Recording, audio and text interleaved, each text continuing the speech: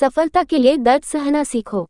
कई बार जब लोग जीवन में काम करना शुरू करते हैं तब उन्हें बहुत ज़्यादा दर्द होता है, तकलीफ होती है, उन्हें बहुत ज़्यादा मेहनत करनी पड़ती है और ये बात उनसे बर्दाश्त नहीं हो पाती है। उनका शरीर जवाब दे देता है और वो उस काम को छोड़कर किसी और तरकीब से सफल होने का प्रयास करते रहते हैं। लेकिन याद रखिएगा, इस प्रकार से कोई भी व्यक्ति जीवन में सफल नहीं हो पाता है। याद रखिए कि सफलता का मार्ग मेहनत, दर्द और तकलीफ से होकर गुजरेगा और यह आपको सहना ही पड़ेगा, तो इसके लिए आप हमेशा तैयार रहिए। तो चलिए इस बात को एक कहानी के माध्यम से समझते हैं। एक बार एक मूर्तिकार अपनी छीनी और हथौड़ी से एक पत्थर को भगवान की मूर्ति का आकार देने का प्रयास कर रहा था। जैसे ही वह छीनी पर अपना हथौड़ा चलाता, वो पत्थर चिल्लाने लगता और कहने लगता कि ये क्या कर रहे हो, मुझे इतना मार क्यों रहे हो, मुझे बहुत दर्द हो रहा है, तकलीफ हो रही है, पीड़ा हो रही है, मुझे अपने हाल पर छोड़ दो और यहाँ से चले जाओ। मूर्तिकार ने उस पत्थर से कहा, मुझे बहुत अच्छे से पता है कि तुम्हें बहुत ज़्यादा दर्द हो रहा है, तकलीफ हो रही है और तुम बहुत ही ज़्यादा पीड़ा में हो, लेकिन यदि आज तुमने इस दर्द को नहीं सहा, इस तकलीफ को नहीं सहा, तो जीवन भर तुम यही इसी प्रकार से पड़े रहोगे।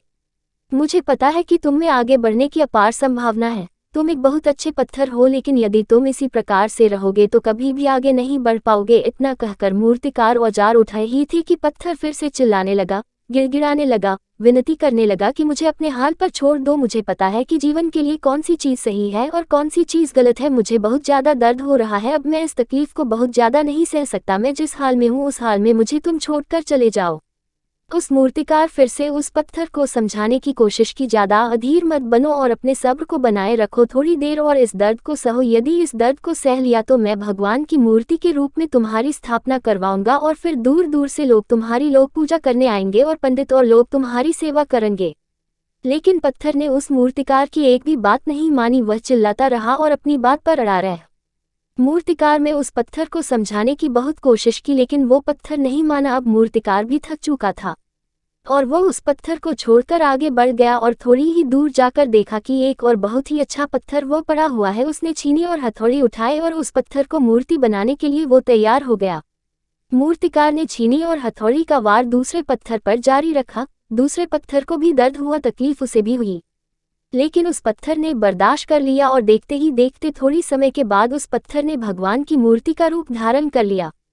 थोड़े ही दिन बाद उस मूर्ति की एक मंदिर में स्थापना हो गई। धीरे धीरे करके लोग उस मूर्ति की पूजा पाठ करने आने लगे और लोगों की मन्नतें वहां से पूरी होने लगी और वह मंदिर बहुत ही ज़्यादा प्रसिद्ध हो गया।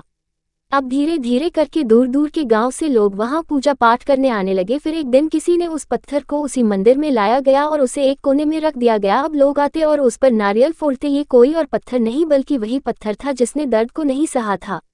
अब वो पत्थर मन ही मन बहुत ज़्यादा पछता रहा था, दुखी हो रहा था और अपने आप से कह रहा था कि काश मैंने उस दिन उस दर्द को, उस तकलीफ को सह लिया होता तो आज लोग मेरी भी पूजा करते। इसलिए आप भी अपने जीवन में हमेशा याद रखिएगा कि जब भी आप अपने करियर की शुरुआत में किसी काम को कर रहे हो, पढ़ाई कर रहे हो या कोई भी काम कर रहे हो और उसमें आपको दर्द हो रहा है, तकलीफ हो रही है, ज़्यादा मेहनत करना पड़ रहा है, तो आप रुकिएगा मत, किसी और रास्ते की शुरुआत करिएगा, क्योंकि कोई और रास्ता आपको सफलता नहीं दे सकता है। आपको उस दर्द को, उस तकलीफ को सहना ही होगा और उस दर्द को, उस तकलीफ को सहकर आप ज़्यादा मजबूत बनेंगे और तभी आप अपने जीवन में आगे बढ़ पाएंगे। और जीवन में हमेशा याद रखिएगा कि आपको पहले पत्थर की तरह नहीं बल्कि दूसरे पत्थर की तरह बनना है। यदि ये कहानी आपको पसंद आई हो और इससे कोई सीख मिली हो तो अपने दोस्तों और अन्य लोगों के साथ शेयर जरूर करिएगा।